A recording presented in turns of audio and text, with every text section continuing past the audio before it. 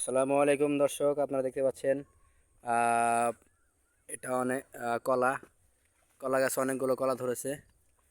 তো আমরা বিলে আসছি, বিলে প্রকৃতির মাঝে একটু সময় কাটানোর জন্য।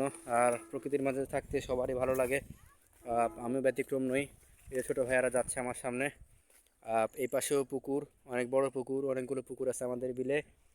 এখানেও এই পাশে অনেক বড় পুকুর। আর ছোটো ভাইয়ারা যাচ্ছে ওই পাশে কচুর লাল তুলতে। তো আপনারা সাথেই থাকুন। আপনাদেরকে আজকে দেখাবো বিলের প্রকৃতির দৃশ্য, যেটা আপনারা দেখলে অবশ্যই মুগ্ধ হবেন, মুগ্ধ হতে বাধ্য হবেন। কারণ প্রকৃতিপ্রেমী মানুষ নেই এটা বললে ভুল হবে, কারণ সবাই প্রকৃতি ভালোবাসে। প্রকৃতির মাঝে সবাই নিজেকে হারিয়ে যেতে চায়। তো সেই জায়গা থেকে আমিও ব্যতিক্রম নই। ওইদিকে দেখতে পাচ্ছেন আমার দুই ছোটো ভাইয়া, এই যে জুম করে দেখাচ্ছি আপনাদেরকে, ছোটো ভাই, দুইটা ভাই, তারা কচুর লাল তুলতেছে। তো আমরা এখানে যাব এখন, আপনারা সাথেই থাকুন।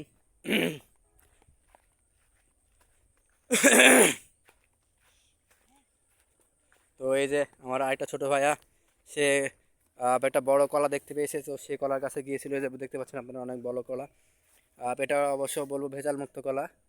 তো এই কলাটা সচরাচর কিন্তু আপনারা পাবেন না, এটা শুধু গ্রামাঞ্চলে পাওয়া যাবে। আর এগুলো কলা গ্রামাঞ্চল থেকেই শহরের দিকে রপ্তানি হয়ে থাকে। এ ছোটো ভাই,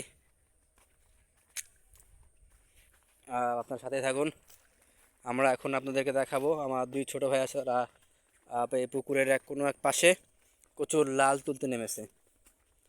আপনারা সাথে থাকুন, আপনাদেরকে সেটা দেখাবো ইনশাল্লাহ। কই তোরা কই?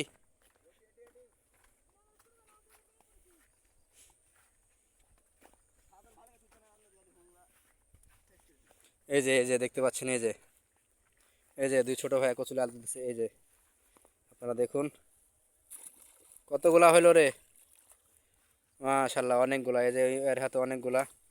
চুলকায় না, চুলকায় না, চুলকায় না না। আপনারা তো দেখতে পাচ্ছেন আমার দুই ছোট ভাই সারা কচুর লাল তুলতেছে। এই যে এখানে অনেকগুলো তুলে রাখছে, একটু আগে এগুলো তুললো, আবার তারা অন্য জায়গায় তুলতে নামছে। এগুলা অনেক দামি খাদ্য, এর জন্য তারা এখান থেকে নিয়ে যাচ্ছে বাসায় খাওয়ার জন্য। আপনারা জানেন যে এগুলো অনেক সুস্বাদু খাবার, আর সবাই পছন্দ করে। আর অনেক পুষ্টিকর খাদ্য, এটা ভেজাল মুক্ত পুষ্টিকর খাদ্য। আর ভেজাল মুক্ত পুষ্টিকর খাদ্য তো সবাই পছন্দ করে, এটা সবাই চায়। কিন্তু শহরাঞ্চলে অবশ্যই এগুলো পাওয়া যায় না। এগুলো পাইতে হলে আপনাকে অবশ্যই গ্রাম অঞ্চলে আসতে হবে। আপনারা দেখতে পাচ্ছেন দুজনে এখনও কচুর লাল তুলে যাচ্ছে, কারণ এখানে অনেক কচুর লাল। এগুলো সচরাচর জঙ্গলের মধ্যে হয়ে থাকে। তো এই জঙ্গলে অনেক রিস্ক থাকে, অনেক সাপ থেকে থাকে, অনেক পোকামাকড় থাকে, যেগুলা অনেক বিপজ্জনক হয়ে থাকে একটা মানুষের জন্য বা পশু পাখির জন্য বিপজ্জনক হয়ে থাকে। তো ওদেরকে সাবধানতার সাথে কচুর লাল তুলতে বলা হয়েছে।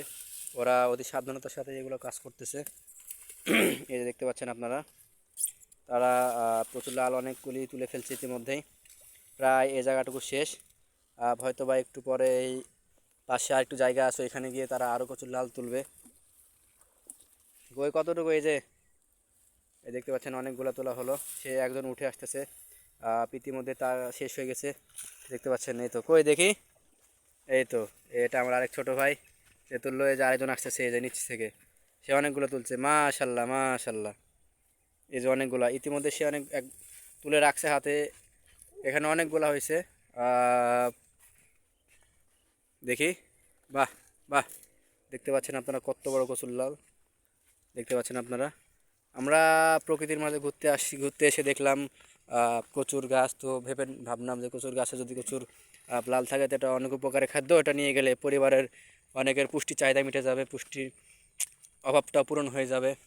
তো সেই জায়গা থেকে আমরা ছোটো ভাইদেরকে নামাই দিলাম কচুর লাল তুলতে, যে নিয়ে আসছে সে। তো দর্শক, আপনাদের যদি ভিডিওটা ভালো লাগে থাকে, তাহলে অবশ্যই লাইক শেয়ার কমেন্ট করবেন, পাশে থাকবেন সবাই।